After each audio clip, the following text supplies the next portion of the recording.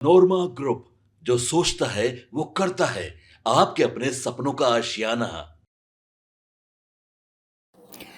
नमस्कार, भारत लाइव देख रहे हैं आप। लगातार बिहार की राजनीति पल पल बदल रही है और बदलती हुई राजनीति में कुछ ऐसी बातें हैं जो आप तक पहुंचानी बहुत ज़रूरी है।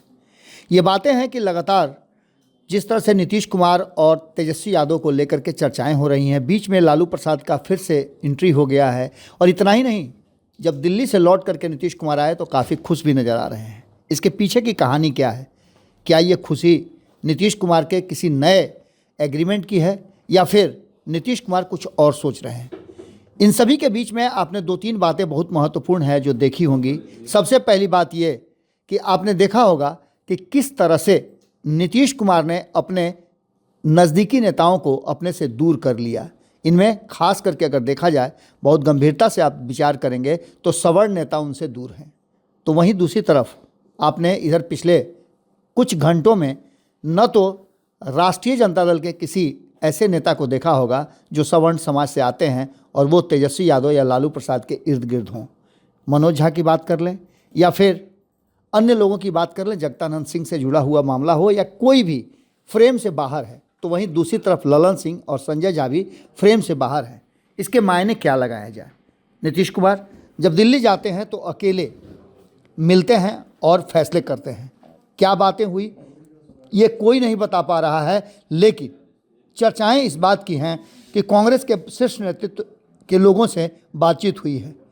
हमारे संपादक नमन मिश्रा जी अक्सर ये कहते हैं कि नीतीश को समझना बहुत मुश्किल है। कहाँ कोई पढ़ पाया है किताबें नीतीश, कहाँ कोई पढ़ पाया है किताबें नीतीश, जिसने पन्नों को पलटा वो पराया हो गया। ये बातें कहीं ना कहीं इस बात की तरफ इशारा कर रही हैं कि नीतीश कुमार जिस तरह से अपनी बातों को रख रहे हैं या फिर लालू प्रसाद से उनकी कड़ियाँ जोड़ी जा रही हैं, इससे साफ लग रहा है कि नीतीश ही नहीं, लालू प्रसाद ने भी ये क्यों किया कि अपने सवर्ण नेताओं को अपने से दूर कर लिया। कहा तो यहाँ तक जा रहा है कि बस कुछ घंटे और बर्दाश्त कर लीजिए और कुछ घंटे में बिहार की राजनीति बदलती हुई दिखाई देगी। लेकिन आपको बता दें कि यहाँ गौर करने वाली बात यह है कि जेडीयू और भाजपा के हिमायती नेता पूरी तरह से दिल्ली शिफ्ट हो चुके हैं और राजद वाला हिमायती धड़ा पटना में विराजमान है। अब यह नीतीश कुमार पर निर्भर करता है कि किस धड़े को कब हावी होने दें और किस धड़े के साथ नीतीश कुमार कब बैठ करके बातचीत कर दें। जेडीयू के ज़्यादातर अल्पसंख्यक नेता राजद के साथ रहने की वकालत कर रहे हैं, तो वहीं पलटासन की बात अगर करें जिसकी चर्चा खूब होती है, तो अटकलों के बीच जेडीयू के अल्पसंख्यक नेताओं के बयानों की बारीकियों को अगर देखें तो वे सभी ये कह रहे हैं कि नीतीश कुमार को एक फैसला लेना चाहिए और ये फैसला आने वाले समय के लिए सर्वधर्म समभाव और संविधान के आयतों के अनुरूप होना चाहिए। खास करके जब से आपने देखा होगा कि संविधान की बात सामने आई है, जिस तरह से बाबा साहेब भीमराव अम्बेडकर की बात आई है, उसके बाद से तो और भी कई बातें सामने नज़र आने लगी हैं। खास करके दलित समाज की बात करें तो अल्पसंख्यकों के बाद एक बड़ा धड़ा है जो दलित समाज का है, जिसके वोट 18 से 19% से हैं। वो भी लगातार इस बात की तरफ अब हिमायती करने लगे हैं और सलाह देने लगे हैं कि नीतीश कुमार को जल्दी ही कोई फैसला लेना चाहिए और ऐसे लोगों के बीच से अपने आप को अलग निकालना चाहिए जो समाजवाद की परिभाषा का गलत प्रयोग करते हैं। इन सभी बातों को लेकर के अब जो बातें सामने आ रही हैं वो कहा तो ये जा रहा है कि नीतीश कुमार कभी भी कोई बड़ा फैसला ले सकते हैं।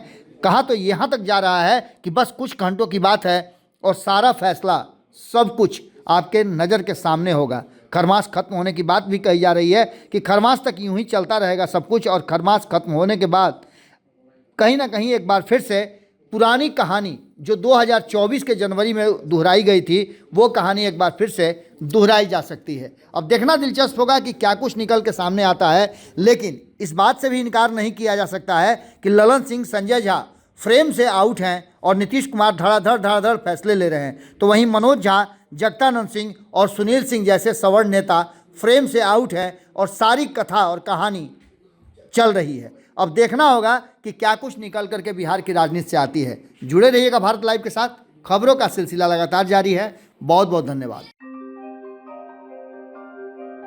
आपके सपनों को हमने सजाया है, ई होम्स पैनोरामा को हमने बनाया है। ई होम्स मेरा एक सपना था जिस पे मैं पिछले 4 साल से काम कर रहा था।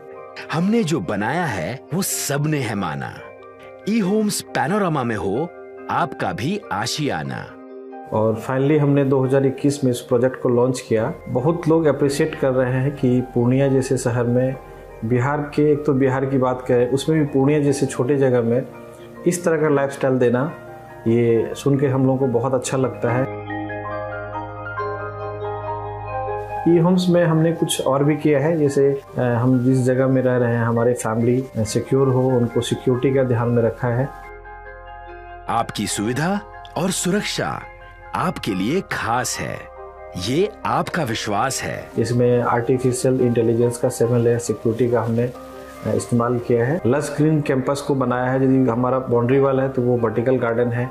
ये जितनी भी फैसिलिटी होता है एक इंटरनेशनल टाउनशिप में, ई होम्स है, ये हम लोग विश्वास नहीं कर पा रहे हैं। जो भी हमारे मित्र दोस्त या जो भी हमारे बाहर के बाहर आते हैं तो हम लोगों को बहुत अच्छा सुनने को मिलता है और बहुत अच्छा क्रेडिट मिल रहा है। वो सारा हमने सिर्फ एक बिल्डिंग नहीं बनाया, हमें एक बहुत अच्छा लाइफस्टाइल दिया ई होम्स में, और मेरा एक सपना था जिसको मैं आज फुलफिल होते हुए देख पा रहा हूँ। ये आपका आवास है।